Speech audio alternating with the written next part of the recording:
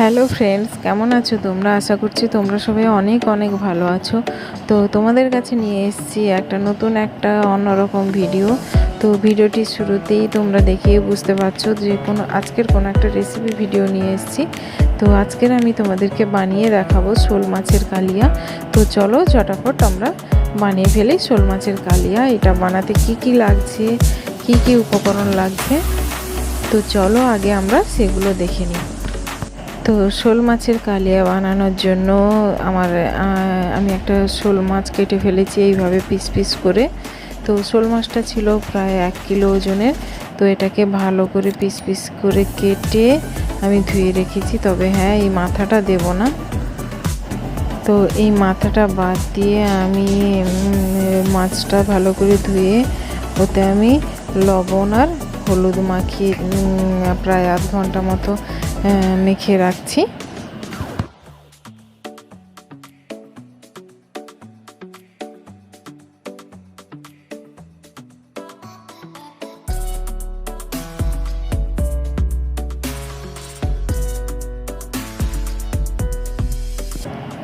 তো যতক্ষণ ম্যারিনেট হচ্ছে ততক্ষণে আমি মশলাগুলো কেটে আমি রেডি করে রেখেছি।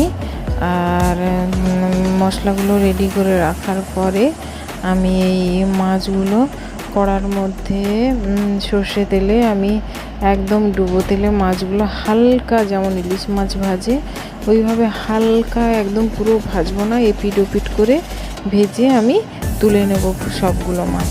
তো দেখো এক্ষুনি দিয়েছি, এক্ষুনি আর একটা পিঠ উল্টে আমি মাছগুলো এখন তুলে নিচ্ছি।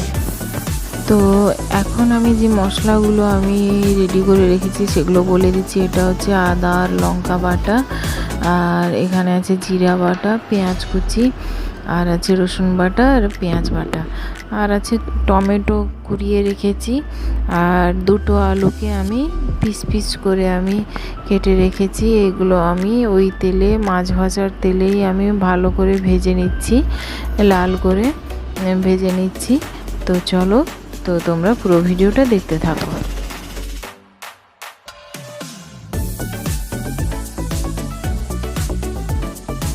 তো যতক্ষণে মাছগুলো ভাজা যতক্ষণে আলুগুলো ভাজা হচ্ছে ততক্ষণে আমি এই ভাজা মাছগুলোতে আমি মশলা দিয়ে ম্যারিনেট করে রাখছি। তার জন্য আমি এই পেঁয়াজ বাটাটা আমি দিয়ে দিলাম, আর দিলাম আদা আর লঙ্কার যে বাটাটা, জিরে বাটা হাফ দিলাম, রসুন বাটা দিয়ে দিলাম, আর দিচ্ছি নুন আর হলুদ, আর একটু অল্প সর্ষে তেল দিয়ে ভালো করে, বেশিক্ষণ না, 5 মিনিটের জন্য এটাকে ম্যারিনেট করে রাখতে হবে।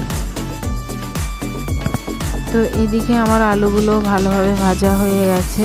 তো এরপরে আমি আলুগুলো একটা বাটিতে তুলে রেখে দেব।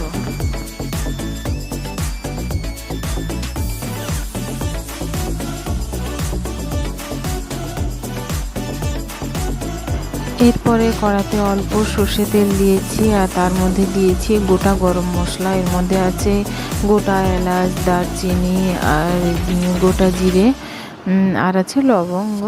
দেওয়ার পরেই আমি কুচনো পেঁয়াজগুলো আমি এর মধ্যে দিয়ে দেব। কুচনো পেঁয়াজগুলো এর মধ্যে দিয়ে ভালো করে নাড়তে থাকবো যতক্ষণ না গোল্ডেন ব্রাউন কালার হয়ে এসছে, ততক্ষণ পর্যন্ত এই পেঁয়াজটাকে আমরা তেলের মধ্যে নাড়তে থাকবো।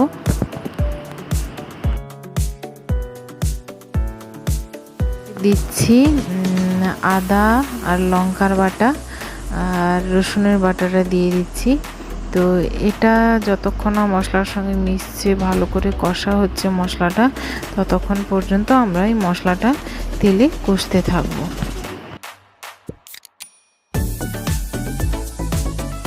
তো আমি একটা বাটিতে হলুদ আর কাশ্মীরি লঙ্কার গুঁড়ো নিয়েছি। কাশ্মীরি লঙ্কার গুঁড়োটা নিয়েছি কালারের জন্য।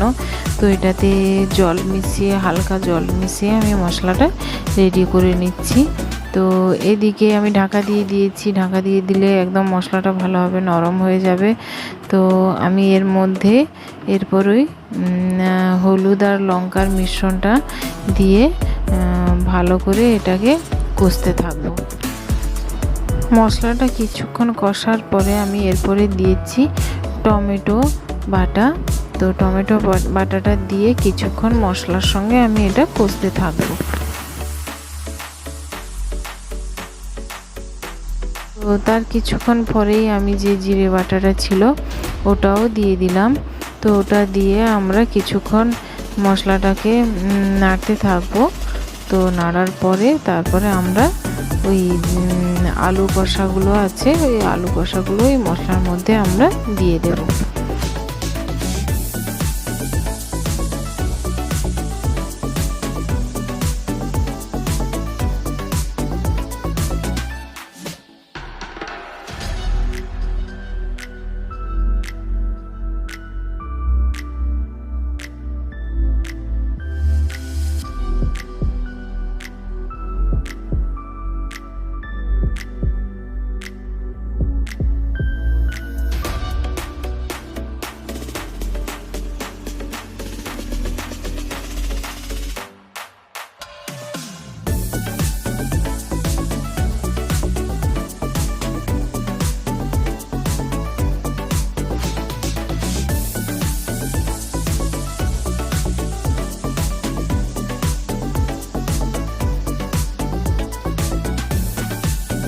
তো এরপরে আলুটাকে মশলার সাথে ঢাকা দিয়ে কিছুক্ষণ নাড়াচাড়া করার পর যে মাছগুলো ভেজে রাখা ছিল, এরপরে মাছগুলো আমি এই মশলার মধ্যে দিয়ে দিলাম।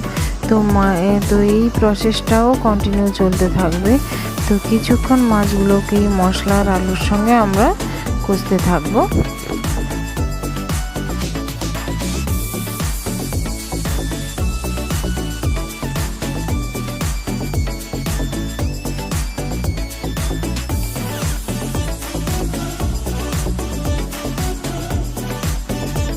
এরপরে মাছগুলোকে কিছুক্ষণ আলু আর মশলার সঙ্গে কষে নেওয়ার পরে এরপরে আমি জল দিয়ে দিচ্ছি। তো আলুগুলো সেদ্ধ হয়নি, তোমরা পরিমাণ মতো জল দিও।